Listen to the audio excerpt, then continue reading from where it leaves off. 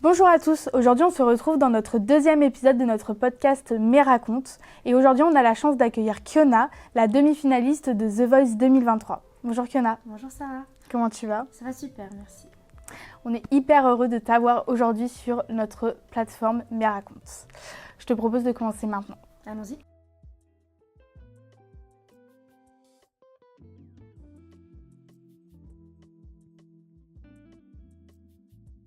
Ok, alors on sait que ta carrière elle a commencé au conservatoire de Tours.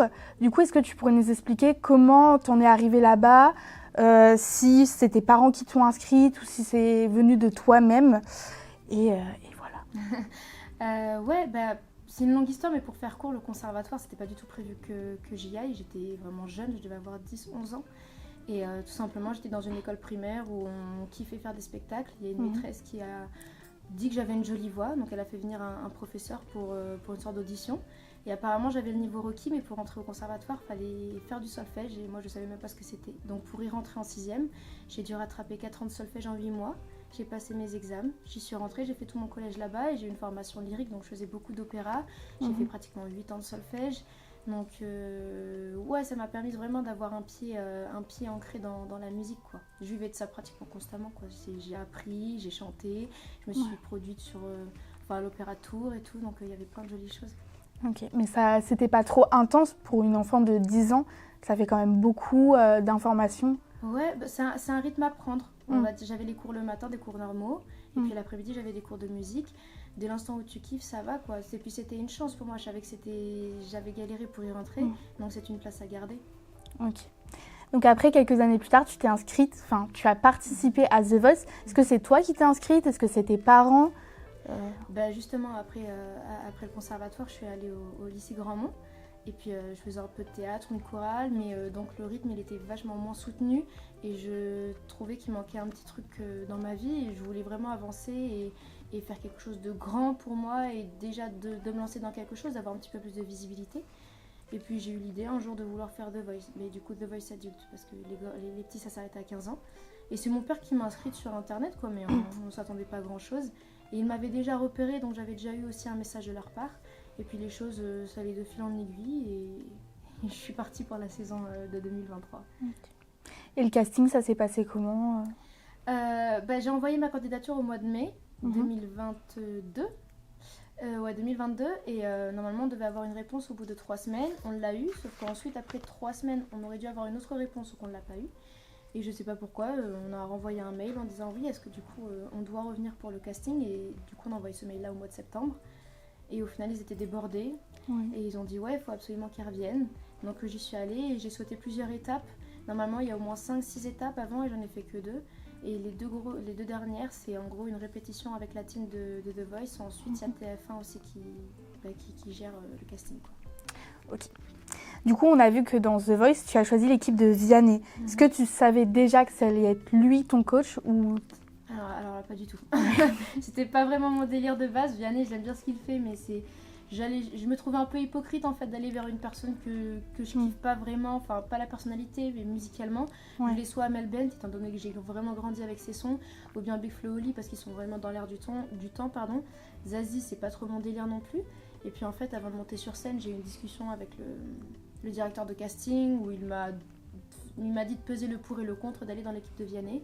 Et puis en fait, quand tous les coachs se sont retournés, après ils ont coupé à la télé, mais chaque coach m'a dit quelque chose. Et Vianney a dit des choses qui se rapprochaient le plus de ce que je voulais faire.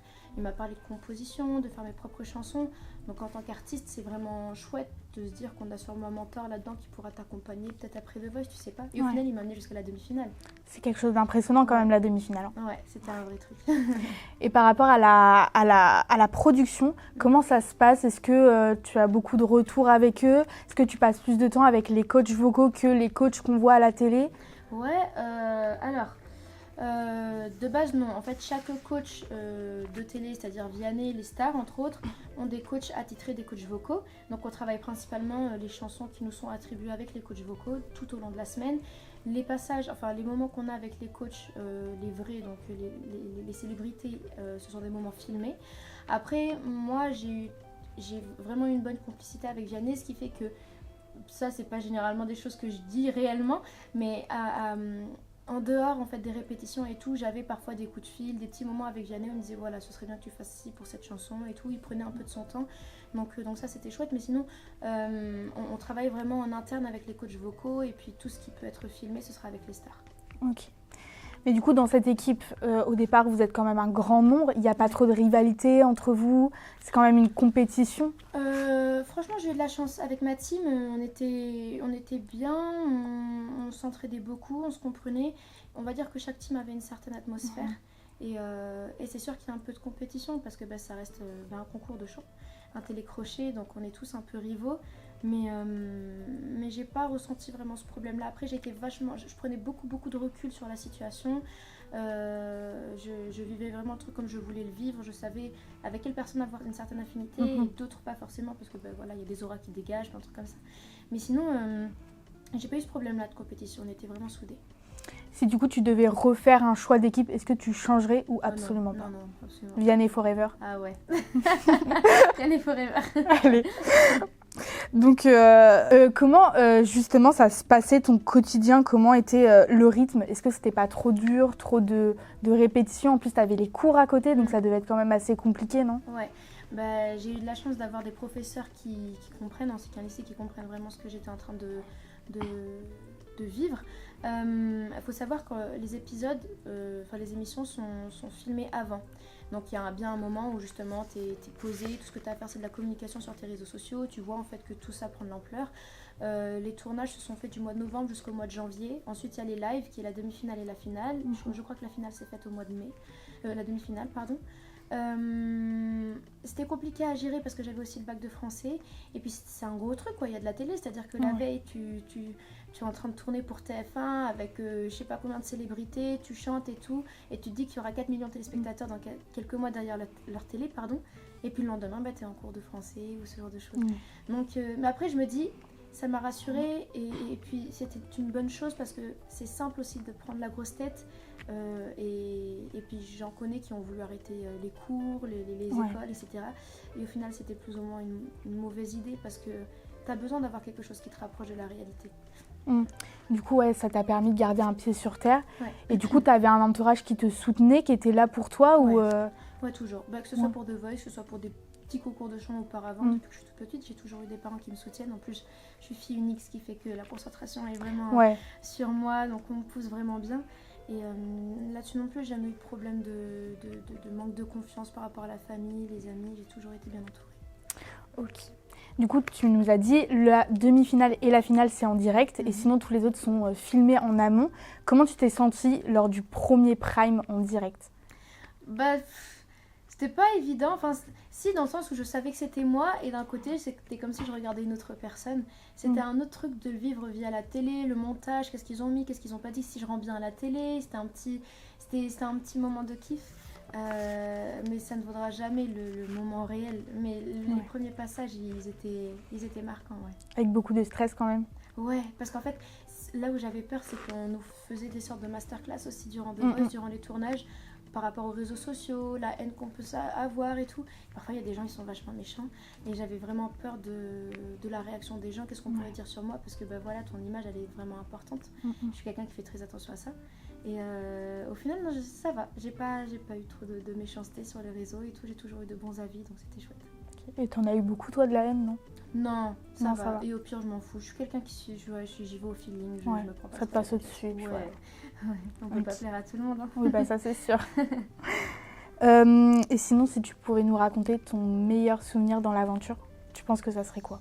Mon meilleur souvenir dans l'aventure. Je pense que mon meilleur souvenir dans l'aventure, il est relié au cross battle. C'est le moment où j'ai chanté Edith Piaf. C'était juste après mes battles qui, pour moi, sont très mal passés.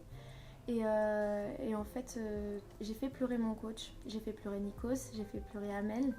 Et j'avais gagné de 70% parce qu'en gros, c'était le public qui devait voter. Et je sais pas, c'était un moment vraiment... Et puis j'étais toute seule en fait avec une guitare qui m'accompagnait. C'était un moment suspendu hors du temps. Et j'ai été vraiment contente de la presta que j'avais donnée. C'était très émotionnel en fait comme moment. Et tu sais pourquoi exactement ça les a touchés autant? Parce que j'étais sincère. Parce que je chante souvent avec le cœur, ce qui fait que là, je me suis vraiment retrouvée dans une chanson qui me convenait.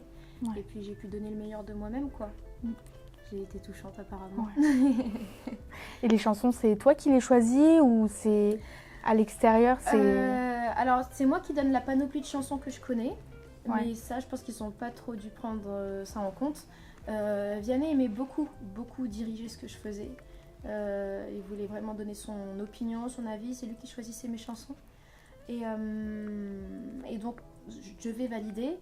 Mais même si je validais pas, il forçait un petit peu la main pour que je chante. Ouais. Mais j'étais un petit peu casse-tête. Donc, des fois, on s'entendait pas trop sur le choix des chansons. Mais généralement, c'était un bon truc pour moi. Et on se cale toujours sur ma façon de chanter, ce que je faisais. Bon, après, ça reste de la télé. Donc, il me donnait des chansons qui allaient correspondre aussi à l'image qu'il voulait me donner. Donc moi j'étais vraiment la jeune fille de 16 ans qui justement qui vient et qui chante comme si elle en avait 40, enfin 40 dans le sens où une grande chanteuse française, serpent du Charles Aznavour, du Edith Piaf, c'était vraiment le truc, une nana hors du temps. Donc voilà, mais généralement c'est pas trop moi qui parce que Edith Piaf c'est quand même un monument de la chanson française, donc faut le faire, faut le chanter et tu l'as fait divinement bien vu que t'es passée et t'as ému beaucoup de personnes, quoi. Ouais, puis c'est mon délire, Edith Piaf, tout ça, c'est chouette. Mais bon, parfois, j'aurais bien voulu, tu vois, chanter, je sais pas moi, du Beyoncé, du Lady Gaga, montrer une autre panoplie de ce que je sais faire. C'est toute une autre DA, par contre, c'est différent, quoi. C'est ça, c'est ça. Mais c'est tout aussi kiffant. Ouais. Est-ce que maintenant, tu pourrais nous parler de ton dernier prime, parce que t'es sortie, du coup, à la demi-finale. Qu'est-ce qui s'est passé? Est-ce qu'il y a des choses que t'aimerais changer sur cette demi-finale ou Le choix de chansons, en fait. De base, j'aurais dû chanter une chanson de Charles Aznavour, sauf que c'était un petit peu compliqué sur l'arrangement et donc on m'a fait chanter une chanson de Céline Dion et on m'a changé ma chanson 2 jours avant. Donc c'était un peu compliqué de se l'approprier, surtout que Céline Dion m'a jamais porté chance, sincèrement. C'est pas vraiment la chanteuse que je surkiffe le plus. Donc, à chaque fois que je la chantais, ça se finissait toujours mal. Et puis ils ont vraiment voulu faire les choses de façon grandiose. Comme je t'ai dit, on a tous une image et moi c'était vraiment un truc très élégant, chic. Donc en fait on m'a fait chanter en hauteur. J'avais pas les... Franchement c'était super beau. Mais c'est compliqué de chanter en hauteur, une chanson que tu ne connais pas vraiment. Puis j'avais un ventilateur dans le visage. Je pensais que j'allais m'envoler. Et c'était une bonne expérience, mais c'était vraiment le choix de chanson que je pense qui aurait pu me mettre beaucoup plus en valeur. Après... les choses ont été faites ainsi. Sur 55 000 inscriptions, j'ai fini sur les 8 derniers, dont 3 dernières filles. C'était énorme, j'avais 16 ans, j'étais la plus jeune de cette émission-là. Et puis il faut du nouveau. L'année d'avant, c'était justement une nana de 16 ans qui avait gagné. Donc voilà, c'était sûr.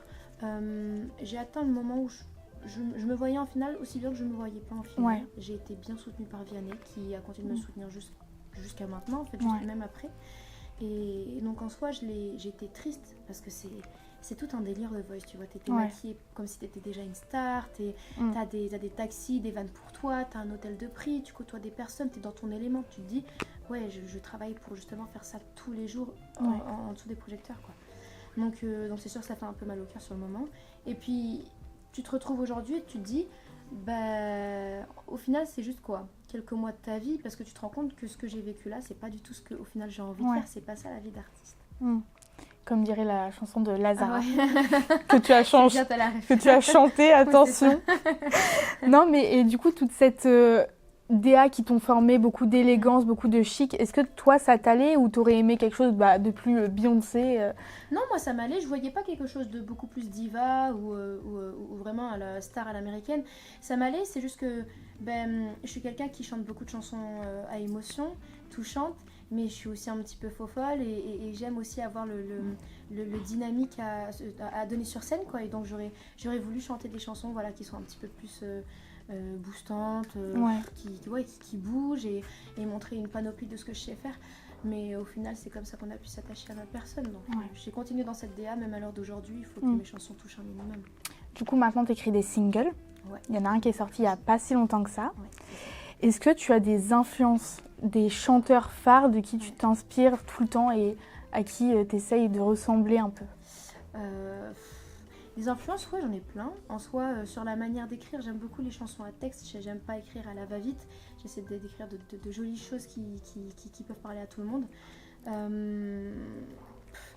Franchement, je m'inspire que ce soit de Ariana Grande ou du Neige, du Linda ou bien du Charlotte... comment elle s'appelle déjà? qui a... Ah, Charlotte Cardin. Voilà, ouais, Cardin, Ouais. exactement. Elle, je la kiffe. Ouais. J'aime beaucoup ce qu'elle fait, du Lazara aussi. J'écoute beaucoup de rap, énormément de rap français, beaucoup aussi américain.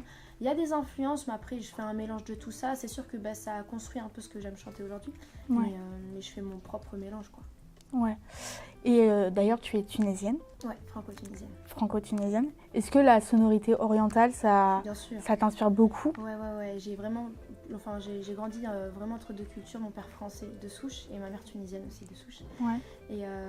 Et j'ai eu la chance de prendre que du positif en fait de cette culture, que ce soit pour la langue, que ce soit aussi pour la musique, les influences musicales. Le Moyen-Orient est super riche sur le plan musical, ce qui fait que j'ai grandi avec ça, et ça a aussi beaucoup influencé ma manière de chanter, parce qu'on reconnaît toujours une petite variante orientale, un petit vibrato, et c'est d'ailleurs ça aussi dont on a parlé sur The Voice, et ça construit mon identité. Il faut que chaque détail de ta personne construise son identité musicale, et ça c'est super important. Ouais. Et des projets de sortir un single tout en tunisien ou Non, c'est pas prévu. Des mots en arabe et tout, bien sûr. Il y a certaines chansons qui vont sortir où justement on essaie de faire un mélange des deux, parce que j'ai une belle communauté aussi là-bas. On m'avait déjà invité après The Voice pour une interview, et ça a été diffusé dans tout le Moyen-Orient, le Maghreb.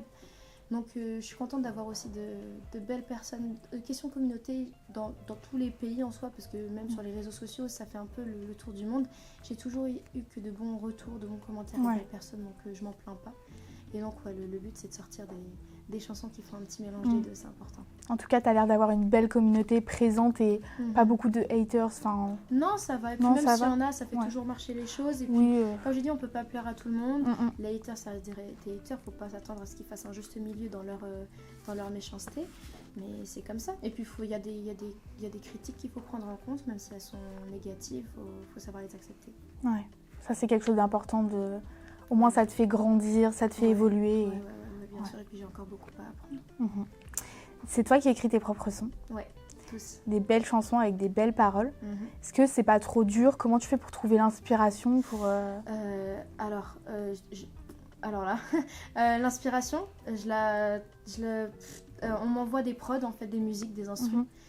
Et des fois, j'ai pas le temps avec les cours de les écouter. Donc, quand je fais la vaisselle, j'écoute le matin. Quand je prends mon bus à 7h, j'écoute les prods.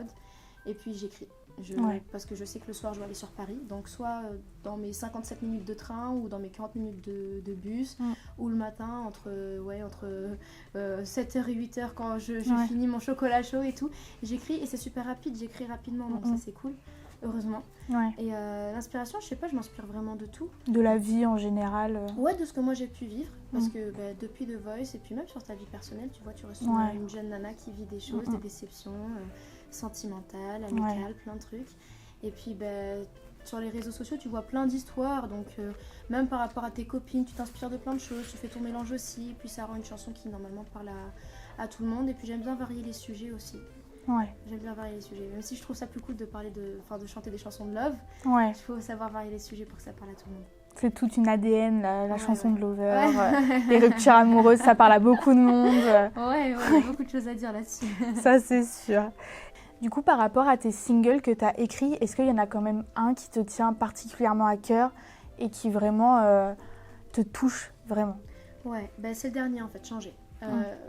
Après The Voice, il fallait tout de même absolument que je sorte quelque chose qui me ressemble. Ou en tout cas que je sorte mon propre projet. Donc j'avais sorti une chanson qui s'appelle Cœur de pierre, qui est une chanson de rupture, de premier amour. Et franchement, je l'ai kiffée, je la kiffe toujours autant. Il faut bien se lancer dans un truc. Mais j'étais vraiment encore en train de chercher ma DA. Et un artiste sans direction artistique, sans univers, c'est compliqué pour se mettre dans le milieu, quoi, trouver sa place. Et donc il m'a fallu beaucoup de temps, pratiquement 1 an et demi pour vraiment trouver mon univers. Et puis il y a pas mal de choses qui se sont passées. De fil en aiguille, j'ai trouvé ce que je voulais proposer. Et donc Changer, on va dire que c'est un premier pas dans ce que j'ai envie de montrer et de quelle façon j'ai envie de me montrer au public. Et puis changer, j'aborde beaucoup de choses. J'aborde le fait d'accepter le changement. Parfois c'est un peu compliqué de se dire que voilà, on n'est plus vraiment pareil, qu'on est abîmé, qu'on a des cicatrices qui vont continuer à exister et qui ne vont pas toujours réellement cicatriser de la bonne façon.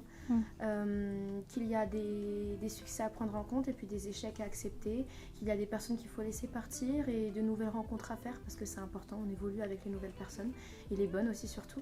Et donc je suis du genre à vouloir poser des mots sur ce que je peux vivre, sur ce que les gens peuvent vivre, sur ce que je ressens. Et donc changer, ça regroupe vraiment tout ça. Il fallait que je commence avec tout simplement un changement et ça a été cette musique-là. Ouais, franchement c'est des très belles paroles et qui parlent je pense à beaucoup de personnes. Merci. Et du coup je me demandais par rapport aux réseaux sociaux, comment cette musique elle a été accueillie? Est-ce que tu as eu beaucoup de retours ou... Ouais, c'était pas prévu que je sorte celle-ci en premier d'ailleurs. Un matin avant d'aller en cours et avant de prendre mon train pour Paris, j'avais écrit ça et puis je me suis dit il faudrait peut-être que je fasse un petit peu partager ce que j'écris parce que des covers ça marche, ça me fait pas mal d'abonnés mais maintenant il faut que les gens arrivent à s'identifier aussi à la personne que je suis et donc je l'avais filmé un matin au piano et puis je l'avais posté le soir même sur les réseaux sociaux et je suis montée, je crois que j'ai fait 50 000 likes sur TikTok et même sur Instagram. C'est beaucoup plus dur d'avoir une musique qui marche sur Instagram que sur TikTok parce que TikTok, t'as le fil d'actualité, t'as les pour toi, l'algorithme est beaucoup plus sympa, on va dire, avec les artistes. Et puis j'ai fait pratiquement 400 000 vues, je crois. Et donc ils attendaient à ce que je la sorte. Et donc je l'ai enregistrée, je l'ai retravaillée, j'ai appelé les beatmakers, on a fait tout ça. Et donc je l'ai reposée de la bonne façon et donc on l'a sortie et franchement elle a bien été accueillie. Donc c'est chouette, je pense qu'il y a encore pas mal de choses à faire parce que ça demande beaucoup de temps de faire de la promo, que la musique marche. Et puis je suis du genre à chanter beaucoup de choses de façon passionnelle et émotionnelle. C'est pas vraiment des sons sur lesquels on peut danser ou qui peuvent être facilement repris sur les réseaux sociaux. Surtout TikTok, c'est le nouveau YouTube, quoi. Ouais, c'est vraiment tout passe par TikTok. Si TikTok ça valide, c'est bon, t'es sûr que ça marche. Bon, ça c'est un autre délire, mais non, voilà, franchement j'ai de très bons retours, je suis contente. Et toi, t'aimerais bien faire une musique qui fasse un peu plus danser, qui soit un peu plus... C'est prévu, tout en restant dans ma DA. Ouais. Et faut juste tout simplement... Il y a des périodes aussi pour sortir certaines musiques, faut aussi aller dans ce que les gens demandent, aussi bien proposer ce que toi t'as envie de proposer. C'est tout un truc, mais ouais, c'est prévu. Ouais. Si tu devais décrire ta DA, t'expliquerais ça comment aux personnes Moi, je fais de la variété urbaine, ou de la pop variété, plus de la variété urbaine. Ma DA, elle est très élégante, elle est touchante, elle est, comment dire, elle est dynamique aussi. Ouais. Elle est chaleureuse aussi, dans mes chansons, tu te retrouves. Oui. Et puis après, je pense qu'il y a plein de choses sur lesquelles je dois grandir, je dois évoluer. Donc d'ici 2 mois, peut-être que j'aurai changé de délire, tu vois. Mais bon, faut pas trop que je me perde là-dedans parce qu'à m'écouter, je voudrais tout faire. Et ça, c'est pas bien. Mais voilà, je me verrai. Enfin, je trouve que ma DA ressemble à ça. Ouais. Mais du coup, là, tu nous parles beaucoup de catégories, si on peut dire, de musique. Mais est-ce que dans le monde de la musique en soi, est-ce qu'on retrouve ces catégories ou vous êtes vraiment une grande famille, si on peut dire C'est des créneaux à prendre. C'est-à-dire que maintenant, tout le monde fait tout. Donc, il y a sûrement encore des idées qui n'ont pas été trouvées. Mais faut que tu sois toi-même, je pense. Faut pas chercher à ressembler, ni non plus être complètement hors de la norme. Parfois même, je trouve que maintenant, la simplicité, c'est beaucoup plus compliqué à trouver maintenant dans l'univers de la musique parce que tout le monde cherche, soit les rappeurs, maintenant tu les vois tous avec des cagoules pour pas qu'on les reconnaisse, pour faire comme Kershak ou je sais pas qui. Ça reprend beaucoup les délires aussi un peu de Jossman, dans le flow. Même dans la musique, les chanteuses, elles se ressemblent aussi un petit peu toutes. Et au final, la simplicité, j'ai l'impression que c'est ce qui manque maintenant, alors qu'avant c'était quelque chose qui était primordial. Donc c'est compliqué en fait de trouver son créneau, mais une fois que tu l'as, tu montes dans le train et tu vois où est-ce que ça t'emmène. Ouais. Et dans ce monde, la peau de la demi-finaliste de The Voice, elle te colle pas trop, Ça va, j'ai réussi à m'en détacher. C'est pas trop récurrent. J'avais peur au départ que justement on me raccroche trop à ça parce que quand tu fais partie d'un télécrochet, même maintenant quand tu essaies de justement te valoriser, tu dis voilà, demi-finaliste de The Voice 2023 et tout, c'est comme ça que les gens te perçoivent. Mais le fait que justement les réseaux sociaux ça augmente, tu as un certain nombre d'abonnés, tu es certifié, tu te places un petit peu partout, on te voit un peu dans ce journal-là, dans ce réseau social-là. Donc au final, le The Voice, tu vois que c'était juste le début de carrière et puis les gens se rendent compte que depuis, tu as fait du chemin. Donc c'est sûr que ça te colle un petit peu à la peau et puis même, faut pas renier ça. C'est grâce à ça que tu as pu te lancer dans le truc, quoi. Mais petit à petit, même les gens sur les réseaux sociaux, ils disent pourquoi tu fais pas de voice et tout, et ils savent même pas que je l'ai déjà fait. Donc je prends ça vraiment pour un truc positif parce que j'ai même pas besoin de leur dire que je l'ai fait, c'est que déjà ils voient que j'ai du talent et il faut juste que je me lance dans le truc. C'est quand même gratifiant de voir que on voit que tu as du talent et qu'on te propose de faire quelque chose que tu as déjà fait. Donc, oui, c'est cool. Est-ce que on va parler un peu d'un sujet qui peut être tabou pour certaines personnes. On va parler un petit peu rémunération, je vais y arriver. Est-ce que du coup après les primes, tu es rémunérée par TF1 du coup, qui s'occupe de The Voice ou pas du tout? Alors donc du coup les émissions filmées auparavant, on n'est pas rémunéré. Et donc, étant donné que les directs, c'est comme un show, c'est comme un spectacle, c'est un concert, donc c'est normal que tu aies une rémunération. Et donc les lives, tu es rémunéré. Donc moi, pour la demi-finale, j'ai été rémunérée. C'est plutôt cool en soi. C'est un cachet pour un artiste en développement qui va prochainement se lancer dans le truc. Du coup, là, on a vu, tu as déjà sorti 3 projets. 3 singles, dont Changer qui est le dernier. J'en ai sorti 2. 2. Il y en a un autre où c'est pas le mien, d'ailleurs il faut que j'en parle à Universal parce qu'ils veulent pas me l'enlever de mes Toujours pas? Toujours pas, ils veulent pas. Donc il faudrait que je passe au bureau, mais sinon 2. Et puis sinon il y a des choses que je fais avec des artistes qui m'avaient demandé auparavant. Et faut pas que ça colle à mon image. Mais bon, mais il faudra que je gère ça. Mais du coup, est-ce que tu en as un autre en tête? Un album, un single? Alors pas d'album, pas encore. Ça demande beaucoup de temps, beaucoup d'investissement. Et puis les albums, faut vraiment que tu sortes ça quand tu es sûr que tout le monde va écouter, quand tu as des sons qui peuvent absolument marcher sur tous les niveaux. Des EP, c'est beaucoup plus intéressant. Un EP, pourquoi pas. Là, principalement, c'est des singles. Faut que vraiment que je montre qui je suis, que les gens arrivent à s'identifier à moi. Un EP, c'est tout un univers, mais il faut justement que j'emmène les gens à un moment donné l'écouter. Là, c'est des singles. Il y en a qui vont sortir. Là, cette année, je charbonne à 100%. Bientôt. Ouais, bientôt. Peut-être dans quelques semaines, quelques jours, je sais pas. On verra. Attention. Donc, je vois tout ça. Mais en tout cas, c'est prévu. C'est prévu tout ça. Mais du coup, tout ça, tout ce travail, tu le fais pas seul. Tu as une équipe autour de toi. Et comment tu as fait pour choisir une équipe, je pense, qui doit t'accompagner, qui doit être là pour toi et toujours être... C'est des rencontres, ça dépend. J'ai travaillé avec certaines personnes et au final, aujourd'hui, j'ai de la chance d'être avec un producteur qui croit en moi, qui m'aide dans tout ce que j'entreprends. J'ai une équipe aussi parce qu'au final, on est une sorte de famille. Et dans tous les cas, c'est le plus important. C'est sûr que l'artiste, c'est lui qui doit justement donner de sa volonté, chanter, écrire. Il faut que ce soit un artiste à part entière. Donc le travail part de lui. Mais si derrière, tu n'as pas une équipe qui justement te place sur tel projet, qui t'emmène vers ces radios-là, qui demande à ces artistes-là de pouvoir faire un feat, parce que c'est des échanges entre artistes. C'est beaucoup de je te donne, mais en contrepartie, toi aussi, tu m'aides pour ça. Et si tu n'as pas une équipe, si tu n'as pas des personnes qui justement a ce contact-là, tu vas galérer beaucoup plus longtemps qu'il ne le faut. Et aujourd'hui, vraiment, je remercie le ciel d'avoir des gens qui sont là pour moi parce que j'ai une période très compliquée où au final, tu te rends compte que cet univers n'est pas du tout sain. Alors que ça pourrait tellement être plus simple, tu vois. Mais en ce moment, tout va bien, je suis contente. Mais tu as eu un faux départ au départ, tu as dû changer de... Faux départ, pas vraiment, mais quand tu n'es pas vraiment... Déjà que toi, tu ne connais pas grand-chose, tout ce que tu fais, c'est chanter, et tu sais pas réellement par où passer. Tu gères tes réseaux sociaux, il y a des musiques qui marchent, tu es contente. Mais quand justement les personnes qui sont avec toi n'ont pas non plus le bagage pour t'emmener là où tu as envie d'aller, et ils comptent sur toi pour les emmener là où tu dois aller, c'est compliqué parce que tu as une pression sur les épaules, et puis tu te dis, allez, il faudrait que vous me poussiez aussi quand même un peu à avancer, quoi. J'ai besoin de hauteur, j'ai besoin qu'on me trouve des trucs, et donc j'ai été déçue, j'ai été menée en bateau, et puis il faut toujours que ça aille dans les deux sens, quoi. Donc la vie, dès l'instant dès qu'il y a une porte qui se ferme, il y en a une autre qui s'ouvre dans toute situation. Et là, ça a été le cas. Et je suis contente parce que c'était une porte de bois qui s'est fermée et c'est une porte en or qui s'est ouverte pour moi. Donc je suis contente. Sympa. C'est cool. Mais tu as eu du coup beaucoup de chance et c'est quand même dur parce que tu étais quand même assez jeune. Tu avais 16 ans quand tu as participé à The Voice. Après, il fallait... l'année dernière, 17 ans. Autour des 17 ans, là, je viens d'avoir 18 ans au mois de septembre. Et c'était vraiment de mes 16 à 17, ça allait, mais c'est de 17 à 18 ans où ça a été une année charnière. En plus de ça, j'avais le bac, j'ai eu tout ça.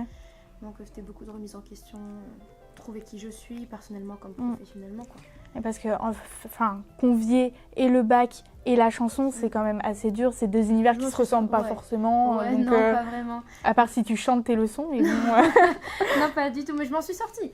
Je Ouais. m'en suis sortie, c'était quelque chose d'important. C'est le bac, bien sûr, faut pas négliger ça. Puis même aujourd'hui, je suis à la fac. Bien que parfois, je traîne des pieds pour y aller. C'est important. Ouais. Faut, encore une fois, ça te permet de garder les pieds sur terre. Il faut avoir des bagages. Donc la musique, c'est complètement incertain. Tu sais pas si demain, tu vas réussir ou pas. Tu es dans une bonne lancée, mais c'est toujours doucement mais sûrement. Donc je suis en licence, j'y vais. Des fois, je me permets de sécher, souvent. mais je prends les choses au sérieux. Je joue pas avec tout ça, ça reste ton avenir, quoi. Tu fais une licence de quoi, si c'est pas indiscret? Une licence en langue. En langue? Anglais? Ouais, anglais, espagnol. Et puis par la suite, là, c'est ma première année. Et donc les 2 prochaines années, ça, je vais essayer de me baser vers le marketing, le commerce, tout ça. Ouais. Donc ça ne peut que être bénéfique dans tous les cas, ça reste des études, quoi. Ça me plaît sans forcément que ce soit l'amour fou. Ouais. Donc bac plus 3, ça devrait faire. Ça devrait faire. Ouais. Concernant les réseaux sociaux, est-ce que tu fais des partenariats ou autre chose qui pourrait du coup t'amener une communauté autre que par la chanson? Ouais, à un moment donné j'en faisais. Parce que justement on a vu que j'avais pas mal d'abonnés sur les réseaux sociaux, donc ils m'ont prise un peu pour une influenceuse. C'est sympa, t'as des choses de gratuit, tu fais de la promo par rapport à ça, mais moi ma communauté n'est pas du tout, adhère vraiment pas à ce genre de choses, j'ai vraiment une communauté exprès pour la musique, pour qui me voit évoluer, comment je grandis, comment j'avance, ce que je fais. Et donc les partenariats où justement je parle d'un soin cheveux ou de maquillage ou ce genre de choses, il faut vraiment savoir bien placer. Donc j'ai arrêté. Mais bon là, avec le stress et tout, j'ai perdu beaucoup de cheveux. Enfin je les perds. Du coup je fais une collaboration avec une marque qui s'appelle Innercare. Et donc c'est cool parce que c'est en lien avec mon physique et tout. J'arrive à bien aborder les choses, mais il ne faut pas en faire 10 000. Et si je dois faire des collaborations, généralement c'est avec des vêtements. Quand je suis sur scène, en concert, ce genre de choses. Donc je relie bien les deux. Mais bon, les collaborations, c'est beaucoup plus pour le monde de l'influence et ça, c'est encore un autre univers. Dans lequel tu veux t'aventurer ou pas encore? J'y ai mis un pied, j'ai pas trop kiffé, donc je l'ai enlevé. Ouais. C'est les marques qui te contactent ou c'est toi qui va vers eux? C'est 50-50. Ça dépend. S'il y a des marques que je kiffe et tout, et que je kifferais travailler vraiment, où je me dis au lieu de passer commande et que je fasse mon truc juste pour ma pomme, quoi, mon petit kiff, autant justement que j'en parle, c'est bénéf et que j'ai des nanas de mon âge qui me suivent, donc si ça peut être bénéfique pour elles, ou des hommes, n'importe, je partage. Sinon même pour les vêtements, généralement c'est eux. J'avais fait pas mal de collaborations avec Boo, Pretty Little Things aussi, mais bon j'ai mis ça de côté parce que faut savoir avoir ses priorités et puis tout ça c'est pas... J'ai arrêté les collaborations, c'était pas mon délire. Tu viens de me parler de concerts, est-ce que tu en as fait beaucoup? Est-ce qu'il y en a qui sont prévus? Ouais, alors des concerts, j'en ai fait pas mal, que ce soit avant, pendant, après The Voice, beaucoup de festivals aussi, des festivals beaucoup, j'en ai fait quelques-uns. Moi la scène c'est vraiment mon kiff, quoi. Donc c'est sûr que quand tu fais des sons, t'as qu'une hâte, c'est de pouvoir le montrer au public, qu'ils connaissent ou pas tes sons, c'est normal, faut à un moment donné te lancer, c'est prévu. Surtout cet été, je pense c'est là où il y a les meilleures scènes. Et donc que ce soit en plein air, concert, festival ou des spectacles, tout dépend. Dans tous les cas, ça c'est mon équipe, c'est mon prod de faire ça. Et t'as un rêve ultime, toi, comme festival ou comme salle à remplir? Après, les gros festivals comme les Ardentes, Printemps Rouge, non, comment il s'appelle? Printemps de Bourges. Le Printemps de Bourges. Ouais, tout ça, merci. Tout ça, c'est des gros trucs. Sinon, les grosses scènes, tu vises haut, tu vois, pour les concerts et tout, mais tout ce qui peut être l'aréna, ce genre de choses, c'est des vrais trucs. Et en soi, ça demande du temps, ça demande du travail, mais ça peut aller tellement vite. Et quelque chose d'intimiste avec moins de personnes, une petite salle, d'aller une 50aine de personnes, c'est quelque chose qui te plairait aussi ou Sûrement. Je pense que ce serait quelque chose que je ferais plus pour fêter si j'ai une chanson, un EP ou un album qui marche vraiment bien, une sorte de mash-up ou justement une release party, ça dépend pour introduire un projet. Il y a plein de choses qui peuvent se faire. Ouais. Mais est-ce que sinon, à part du coup les études et le monde de la musique, est-ce que tu arrives à prendre du temps pour toi, pour vraiment ta personne, pour tes amis, ta famille et vraiment c'est compliqué. C'est compliqué. J'ai un peu de mal parce que quand tu as pas mal de projets, d'idées derrière la tête, tu as envie qu'elles se concrétisent absolument. Donc j'ai un peu de mal je prends soin de moi, mais à prendre du repos. Et mentalement, je suis quelqu'un qui me pose beaucoup de questions, ça charbonne constamment. Donc le repos c'est dur pour moi de le prendre, donc je finis souvent épuisée et c'est une fois épuisée et complètement morte que là je me dis ouais tu te reposes. Ouais. Et c'est un train de vie à prendre parce que entre les cours, parfois je commence à 8h, j'ai des examens et la veille j'étais au studio et au final j'ai pas le temps d'aller à mon hôtel ou de dormir chez ma pote pour ensuite reposer. Donc du coup je fais nuit blanche, donc je prends mon train à 5h50 et j'arrive il est 7h pour ensuite prendre un Uber ou qu'on m'emmène en cours. Je fais mes examens et après j'ai des heures de conduite aussi parce qu'il faudrait peut-être que je passe mon permis. Des choses normales tu vois. Oui. Et puis il y a les moments où tu as envie de passer aussi un peu avec ta famille. C'est un changement. C'est compliqué pour moi de prendre du repos. Surtout qu'en plus tu fais tes études sur Tours, mais ton studio est à Paris. C'est ça. En fait j'ai tout à Paris carrément, je me considère même plus, j'habite même plus à Tours pour moi. Faut déménager à Paris maintenant. On va essayer. J'en parle à la maman là, donc on va voir si elle me laisse quitter. Du coup tu changerais complètement d'université. Je vais voir, il y a ma licence à Paris si je peux faire une dérogation, je sais pas, faut que je vois comment je me débrouille ou dans tous les cas il me resterait peut-être 2 ans, ça passe vite 2 ans. Je sais pas comment je vais me débrouiller.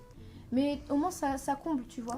Je me dis si par exemple je ferais que de la musique, certes je ferais que de la musique, mais au bout d'un moment ça me boufferait ou peut-être que justement je m'ennuierais trop facilement ou il y aura forcément du vice d'en faire que ça et surtout que comment dire, quand tu vois que ça réussit pas directement, tu vas vite plonger dans un truc, mais pourquoi ça fonctionne pas, tu te remets complètement en question, et je me connais, je vais finir comme ça.